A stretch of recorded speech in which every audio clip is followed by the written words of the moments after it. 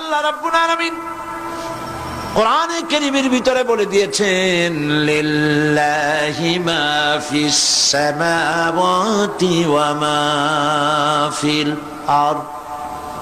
যারা সামান্য একটু রাজত্ব পাইয়া ছোট্ট ছোট্ট একটা দেশের প্রেসিডেন্ট প্রধানমন্ত্রী, কি হনুরে, এরকম একটা ভাব, আর্মি হাতে, বিডিআর হাতে, পুলিশ হাতে, যা খুশি তাই করি না।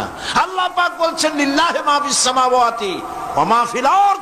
আকাশ আর জমিনের একচ্ছত্র মালিকানা কার?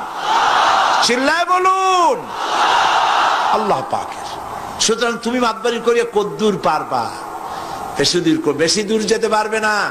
যদি সম্ভব করতে পারো, আমার আইন ভালো লাগে না, আমার ইসলাম পছন্দ হয় না, আমার আলেম ভালো লাগে না, আমার কোরআন ভালো লাগে না, অবস্থা যদি এমনটি হয়